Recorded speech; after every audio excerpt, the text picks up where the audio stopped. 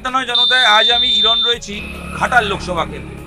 দেব কি ঘাটাল থেকে এবার জিতে লোকসভায় জয়ের হ্যাট্রিক করবে, নাকি হিরণ আরেকজন নায়ক টলিউডের ইতিমধ্যে বিজেপির বিধায়কও হয়েছেন তিনি বাজিমাত করবেন?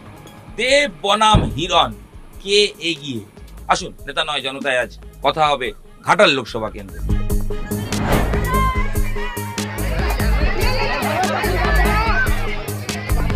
দেব বনাম হিরণ, দুজনেই তো নায়ক। সিনেমা দেখেছেন এদের একজনেরও? হ্যাঁ দেখেছি। কাকে নায়ক হিসেবে ভালো লাগে? দুজনেই ভালো। এইবার বলুন, ভোটের ময়দানে কে ভালো?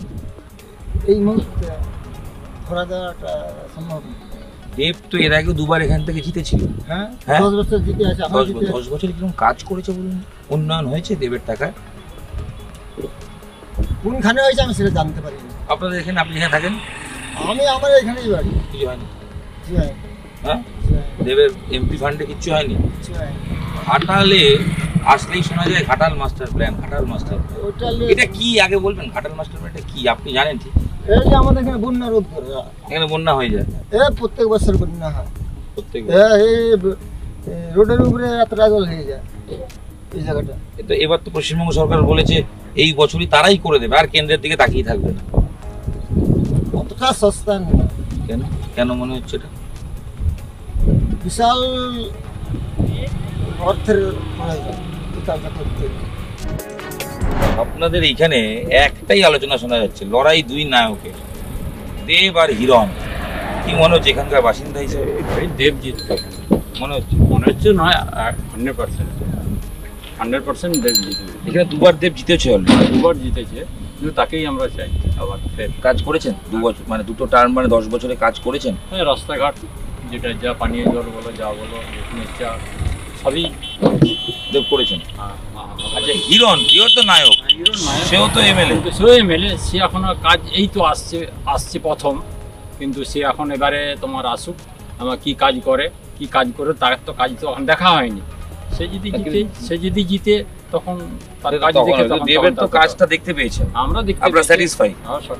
আচ্ছা, সিপিআই এখানে তো গুরুদাস দাশগুপ্ত এক সময় জিততেন, এখানে বামেদের একটা ভোট ছিল, যথেষ্ট ভালো ঘাঁটি ছিল। আগে ছিল 3 বছর কাজ করে এই কি হলো? তারা শেষকালটা খুব খারাপ কাজ করলো। খারাপ কাজ মানে এখানে কেশপুর পরে, হ্যাঁ এখানে কেশপুর পরে, এখানে ঘাটাল ছাড়াও আছে। হ্যাঁ, সে তো আছে। শেষকালটা খুব খারাপ কাজের জন্য জনগণ আর চাইল না। ঘাটাল মাস্টার প্ল্যান, সেটা তো আলটিমেট হতে না। মুখ্যমন্ত্রী বলেছেন তিনি ভোট হয়ে গেলেই করে দেবেন। সম্ভব এবার করে দেওয়া? মনে হয় এটা শোনার পর আরো, মানে আপনাদের এই অঞ্চলে বন্যা হয়। এটা বলি শুনুন, এটা তো বহুদিন শুনে আসছি। আর সেটা যদি কেন্দ্রে পাস করে দিত, মনে হয় এতদিনকে হয়ে যেত। কি শুনছেন? বহুদিন শুনে আসছি ওই মাস্টার প্ল্যান হবে করে, কিন্তু হচ্ছে না। এইটাই জিনিসটা আর কি, এটা ডুবছে। এইবার দিদি তো এবারে বলেছে আমি জিতে, আর মানে কেন্দ্রের সাহায্য চাইনি, আমি নিজে এবারে করবো। মনে হয় যে মুখ্যমন্ত্রী রাজ্য সরকারের এবারে করতে পারে। এবার এইটা আরো বেশি ভরসা দিচ্ছে। এটা ভরসা দেবের পক্ষে যাবে।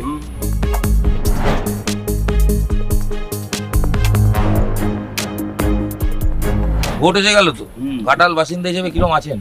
কোনো ভালোই নেই, দেখেননি কেউ, সুবিধা অসুবিধা কোনোই নেই। কোনো দলই দেখেনি না, যেই আসছে সেই ওই লেবার সময় লিখতে ভোট, আর কোনো দেখা শিক্ষাতে নেই। দেব 10 বছরে কাজ করেনি এমপি, এইখানে যেখানে কাজ সেখানে করেছে, এখানে কিছু করে।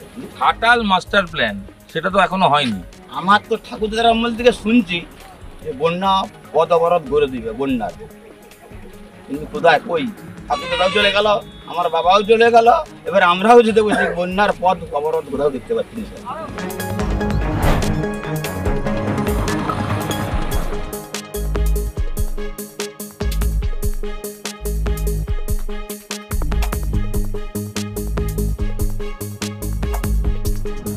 ঘাটাল মাস্টার প্ল্যান শুনেছেন তো?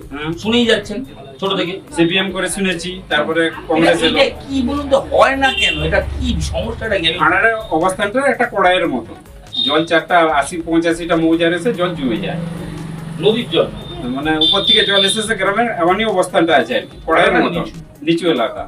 একে করতে গেলে অনেক টাকা দরকার, অনেক পরিকল্পনা দরকার। মাস্টার প্ল্যান হতে গেলে কি হবে? কোথায় কোথায় আটকাতে হবে? বিভিন্ন নদীকে মানে গভীরতা বাড়াতে হবে, তাহলে নিকাশি সমস্যার সমাধান হবে। মমতা বন্দ্যোপাধ্যায় বলছেন আর লাগবে না কেন্দ্র সাহায্য, আমরাই করে দেবো ঘাটাল মাস্টার প্ল্যান হবে। করতে পারলে তো ভালো হয়, দেখা যাক।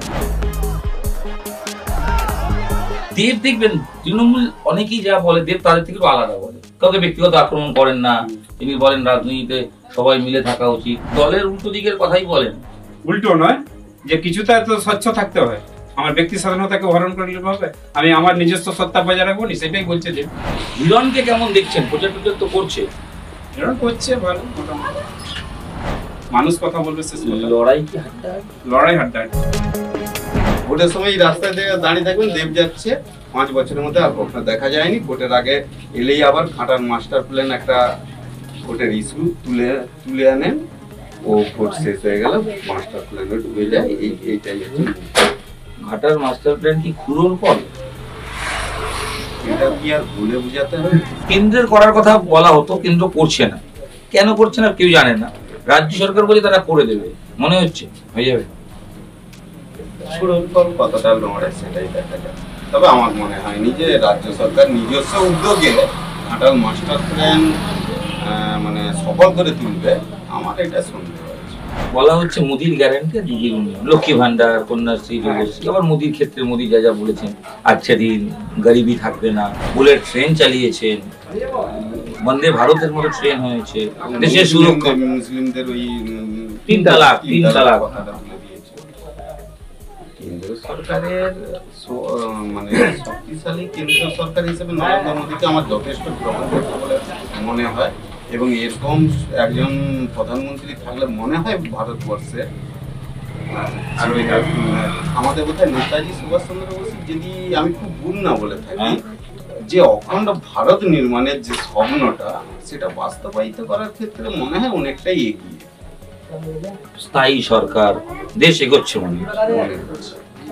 এবং সীমান্ত এরিয়াগুলোতে যে সরকার পাকিস্তানে ঢুকে ঠান্ডা করে দিতে পারে। কিন্তু অনেকে আবার বলেন এটা নাকি পুরোটাই আই ওয়াশ, এটা তো অস্বীকার করতে গেলে চলবে নি। আর দিদির এই উন্নয়নগুলো আপনি যদি বলেছেন অলরেডি কাজ, লক্ষ্মীর ভান্ডার আছে, মহিলাদের প্রভাব আছে না তাদের, হাজার হয়ে গেল। জন্য কতটা মহিলারা এগিয়ে আসবে, বাড়ির মহিলারাই ঠিক করুক। আমি 1000 টাকার জন্য আমার ছেলেটা বেকার হবে, সেটা মেয়েরাই ঠিক করুক।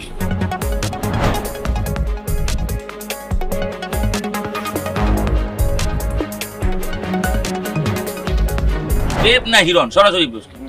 দেব। নেতা দেবকে ভাল লাগে না অভিনেতা দেবকে ভাল লাগে? নেতা নেতা নেতা হিসেবে দেব সফল, সফল একদম, রাজনৈতিক নেতা হিসেবে একদম। কেন মনে হচ্ছে? সে ঘাটালে অনেক টাইম দেয়, মাস আছে একদম। সাধারণের সঙ্গে দরকারে কথা বলে? অবশ্যই। আচ্ছা, আমরা তো চাষি, আমাদের সে জড়িয়ে ধরে, কিন্তু অন্য নেতারা পারবেন না। সে কোনোদিন হিরো বলে সে মনেই করেনি। ঘাটাল মাস্টার প্ল্যানটা তো হলো না, দেব অনেকবার বলেছেন, সংসদে বলেছেন, বাংলায় বক্তৃতা দিয়েছিলেন, বহুবার কেন্দ্রে এটা নিয়ে লড়াই করেছে। এটা শুধু কোনো সে একবারে আমরা মানে টিভির এত সম্পত্তি দেখেছি, প্রত্যেকটাই সে ওইটা তুলে ধরেছে, কিন্তু কাজ হয়নি কেন্দ্রের দিকে। এইবার সে রাজনীতি ছেড়ে দেবে বলেছিল, তাকে দিদির আশ্বাস দিয়েছে যে ওইটা হবে, বলতে আবার রাজনীতি ছেড়ে দিলে ক্ষতি হতো অবশ্যই। হিরণকে কেমন লাগে? হিরণ একদম কথা বলতেই জানে, কিন্তু বিজেপির ভোট ব্যাংক এই অঞ্চলে বাড়ছে, মানে 2019 অনুযায়ী যদি বলি। না না না না, এটা ভুল ধারণা, অনেক কমে গেছে। তাই হ্যাঁ, দেবের মার্জিন 14 থেকে 19 কিন্তু কমেছিল। হ্যাঁ কমেছিল, এইবারে আরো কমে গেছে। দেব তাহলে জিতে হ্যাট্রিক করবে একদম, হ্যাঁ একদম আপনি নিশ্চিত বলছেন? মানে নিশ্চিত। লড়াই সহজ, খেলা সহজ, একদম খেলা সহজ। গ্রামের মানুষের রাতে রাস্তা চলাচল করার জন্য প্রধান ভরসা টর্চ। দুজনের দুটো টর্চ পেয়েছি, একটার রং সবুজ, একটার রং গেরুয়া। রাজনৈতিকভাবে দেখতে গেলে লড়াই এখানে আমজনতা বলছেন এই সবুজ আর গেরুয়ারই লড়াই। টর্চের আলোয় কার জোর বেশি এটা নিশ্চয়ই আপনারা বুঝতে পারছেন, মানে গেরুয়া এগিয়ে না সবুজ এগিয়ে আপনারা বুঝতে পেরেছেন। তবে আমজনতা দেবকে এগিয়ে রাখছেন নাকি হিরণকে সেটা বোঝা কঠিন, কারণ সবার পক্ষেই মতামত রয়েছে। কেউ বলছেন উন্নয়ন হয়েছে, কেউ বলছেন না আরো উন্নয়ন প্রয়োজন, দেবকে দেখাই যায়নি। আবার অনেকে বলছেন বিজেপির উত্থান হচ্ছে। লড়াই যে হাড্ডাহাড্ডি এটা কিন্তু বোঝা যাচ্ছে। নেতা নয় জনতা আজ এখানেই শেষ করবো। ঘাটালে আবার আমরা ফিরে আসবো, কথা হবে আমজনতার সঙ্গে।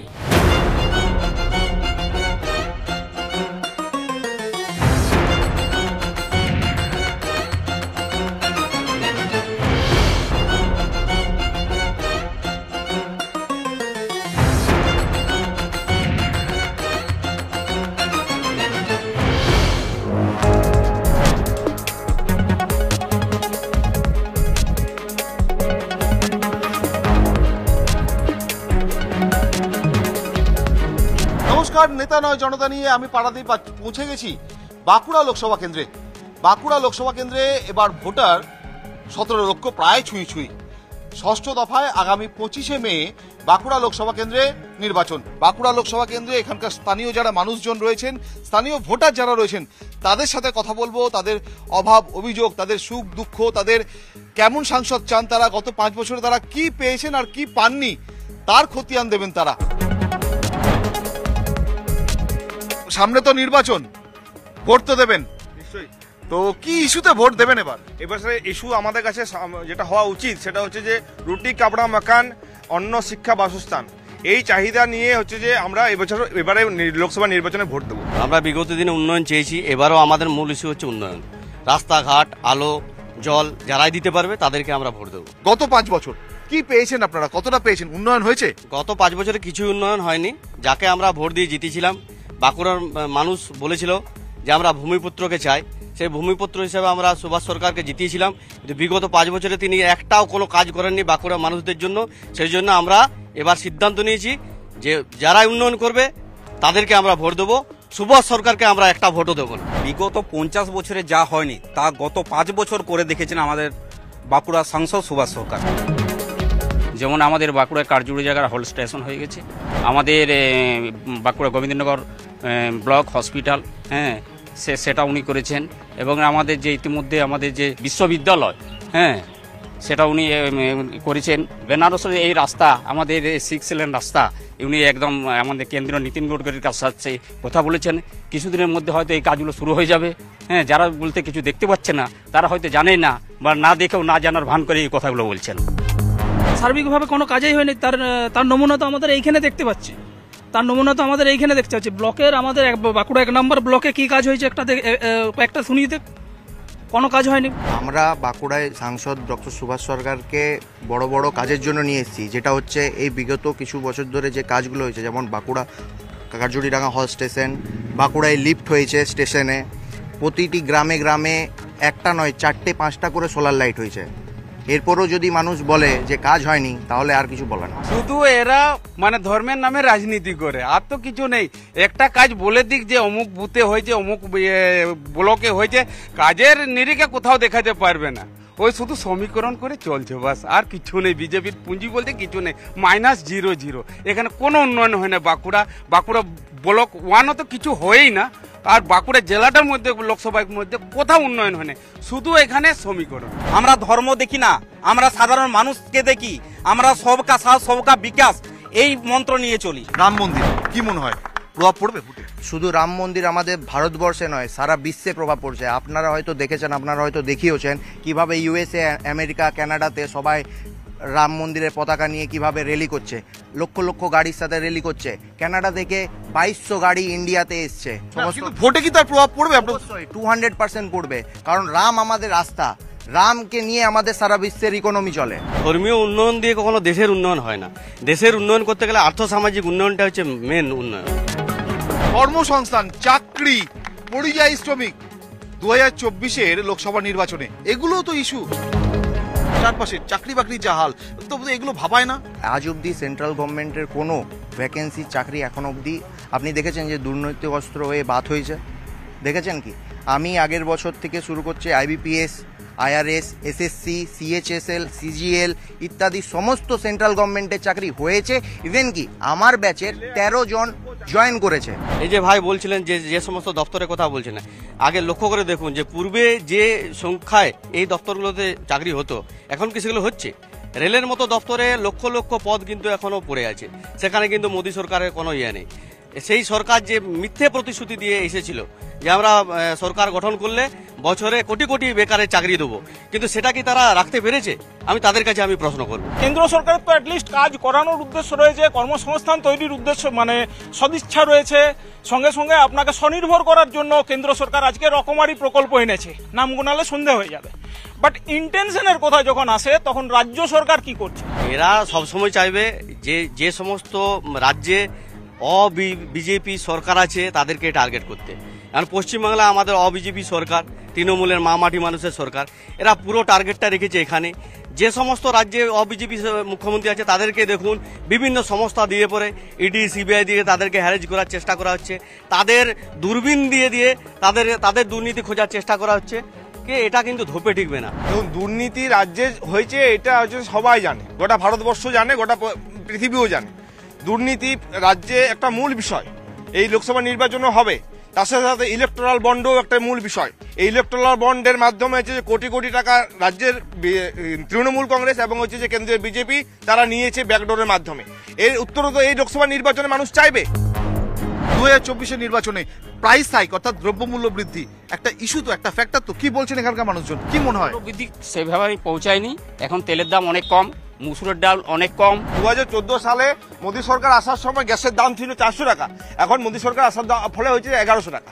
আপনি বলুন পেট্রোলের দাম ছিল হচ্ছে যে 70 টাকা 60 টাকা, সেটা এখন হচ্ছে 103 টাকা। এগুলো দ্রব্যমূল্য বৃদ্ধি। পেট্রোল, ডিজেল, এই কেরোসিন ছিল 15 টাকা, সেটা হচ্ছে 100 টাকা লিটার এখন বর্তমান দাঁড়িয়েছে। এগুলো হচ্ছে যে দ্রব্যমূল্য বৃদ্ধি করা হচ্ছে দেখতে পায় না। নিশ্চিতভাবে যারা অন্ধভক্ত তারাই এই কথাই বলতে পারে, কারণ তাদেরকেও পকেট দিয়ে ওই 103 টাকা দিয়ে পেট্রোল কিনতে হয়। বাজারে চাহিদা বাড়লে জিনিসপত্রের দাম বাড়বে।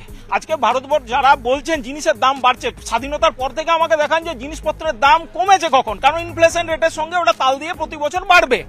এবার এর পিছনে যে কষ্ট মানে কারণ আছে, মূল কারণ, সেটার মধ্যে দুটো জিনিস, একটা হচ্ছে ভারতবর্ষের অনিয়ন্ত্রিত জনসংখ্যা এবং অনুপ্রবেশ। সেগুলো নিয়ে এনারা কিছু বলবেন না, কারণ বাম আমলে অনুপ্রবেশ ছিল, আজও দিদির অনুপ্রবেশ চলছে। দুদিনে আপনি রেশন কার্ড, ভোটার কার্ড সব বানিয়ে নেবেন। তো তাহলে এই যে বাইরে থেকে অনুপ্রবেশ আসছে, আমাদের জিনিসগুলো নিচ্ছে, তার জন্য দাম বাড়ছে না। আগে 50 টাকা নিয়ে বাজারে গেলে সবজির থলিটা পুরো ভর্তি হয়ে যেত। আজকে আপনি 200-300 টাকা নিয়ে যান, সবজির থলি আপনার ভর্তি হবে না, এক কোণে পড়ে থাকবে। এটা আছে দিন। এখন সবজির দাম বেড়ে যাচ্ছে, ডালের দাম বেড়ে যাচ্ছে, তখন মনে পড়ছে এই লক্ষ্মী ভান্ডারে 1000 টাকা বাড়িয়ে ভোটের আগেটায় আর ইলেকট্রিসিটি বিল 9 টাকা 30 পয়সা করে দিয়ে তখন দ্রব্যমূল্য বাড়ছে। এখন 100 দিনের কাজে ইচ্ছাকৃতভাবে পরিকল্পনা মাফিক পশ্চিমবাংলাকে বঞ্চিত করে রাখা হয়েছে। বঞ্চনার কথা হচ্ছে, আমি আপনাকে ছোট্ট করে দুটো জিনিস বলি। আমাদের এখানে আবাস যোজনায় ভারতবর্ষে 2.94 কোটি গোটা ভারতে, গ্রামীণ ভারতে ঘর পেয়েছে। তার মধ্যে আমাদের শুধুমাত্র পশ্চিমবঙ্গ পেয়েছে 1.18 crore, মানে 50% এখানে পেয়েছে। আজকে মুদ্রা লোন 28 লক্ষ কোটি টাকা দেওয়া হয়েছে, তার মধ্যে বাংলা পেয়েছে 2.4 crore, যার মানে হচ্ছে 10%। 30টা রাজ্যের মধ্যে 10% একা পশ্চিমবঙ্গ নিয়ে বসে আছে। তাহলে বঞ্চনা কোথাও নেই, বঞ্চনার কান্নাটা এটা শুধুমাত্র ভোটের গিমিক। তাহলে শ্বেতপত্র কেন প্রকাশ করছে না মোদি এখন পর্যন্ত, যে এই দেখো আমি দিয়েছি, তার ডকুমেন্ট কেন দেখাতে পারছে না? এক বাক্যে আমরা জানতে চাইবো, বাঁকুড়া কাকে চায়, কেমন সাংসদ চায়? আমরা সিনেমা আর্টিস্ট চাই না, আমাদের সিনেমা আর্টিস্ট দেখতে চাই না, আমরা কাজের মানুষ চাই। 1,74,000 ভোটে গতবারে জিতেছিলাম, এবারে 3 লক্ষ ভোটে জিতাবো সুভাষ সরকার। বেকারদের কথা পার্লামেন্টে বলতে পারবে, দ্রব্যমূল্য বৃদ্ধি কমাতে পারবে, সেরকম সাংসদ নিরঞ্জন দাশগুপ্তই আছে। নিরঞ্জন দাশগুপ্তই পশ্চিমবাংলা মানুষ, বাঁকুড়ার মানুষ চাই। যে মানুষের পাশে থাকে, মানুষের সঙ্গে থাকে, করোনার সময় যে মানুষকে পাশে রেখেছে, সেই সংসদ অনুপ চক্রবর্তীর মতন লোককে আমরা চাই। আমরা বহুদিন বাদ দিয়ে কাশীনাথ মিশ্রের প্রয়াত কাশীনাথ মিশ্রের ছায়া আমরা অরূপ চক্রবর্তীর মধ্যে দেখতে পেয়েছি। কাজের মানুষ এই করোনায় 3 বছর যেভাবে গরিব মানুষের পাশে ছিল, আমরা অরূপ চক্রবর্তীকে 4 লাখ ভোটে জিতাচ্ছি। বোঝাই যাচ্ছে বাঁকুড়া লোকসভা কেন্দ্রে এবার কিন্তু শিয়ানে টক্কর। কেউ কাউকে 1 ইঞ্চি জমি ছাড়তে রাজি নয়, কিন্তু সময় শেষ। তাই নেতা নয় জনতা নিয়ে আমি পারাদীপ আজকের মতো এখানে থেকে বিদায় নিচ্ছি। দেখা হবে অন্য কোনো কেন্দ্রে, অন্য কোনো দিন।